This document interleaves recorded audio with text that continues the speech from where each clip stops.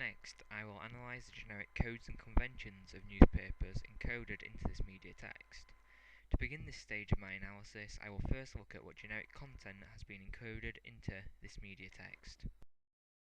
A masthead has been employed at the top of the front page in order to establish a semiotic identity for the newspaper, with the masthead then being connotative of that brand of newspaper. Directly under the masthead, we see four distinct generic elements. The first is a dateline box that clearly establishes the date of the issue. The second is the price of the newspaper. The third is a web address for the newspaper's website. And finally, the fourth is a slogan which clearly identifies the ideological aim of the newspaper for its target demographic. The next set of generic content that is present is that of page leads, contents plugs, and plugs in general that all aid in content knowledge and navigation of the newspaper. Moving on, the next group of generic content is that of the captions and bylines, that are the elements used within a newspaper to identify either the author of a piece of content or identify what the content actually is. For example, the generic content use of images to coincide with stories would be to an extent useless without the use of captions to identify the images.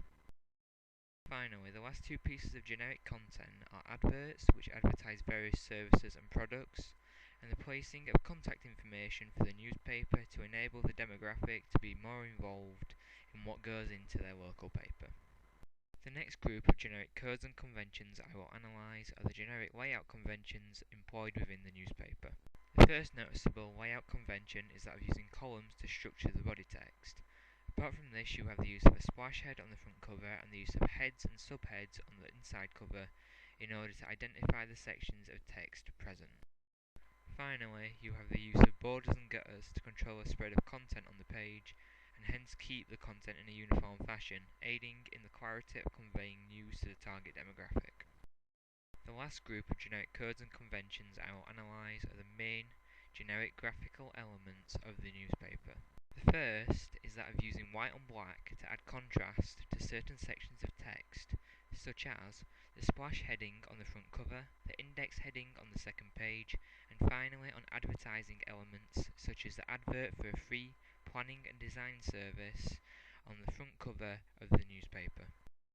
Finally, the last main graphic element expressed is the use of a sans serif font throughout the majority of the text held within the newspaper, which is done in order to aid the clarity of the text, which in a sense aids its aim of addressing a mass demographic, as a sans serif font would be easier for older people to read than a serif font, hence aiding its accessibility to its target demographic.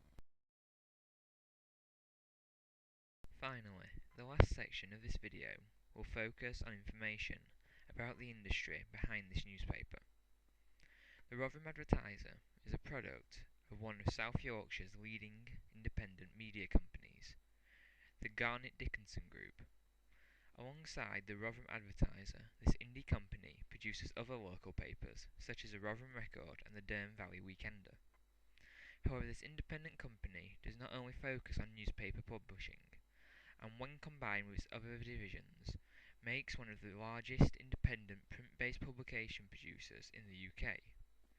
Will also provide servicing, design and internet programming services for print-based publication producers and owners worldwide.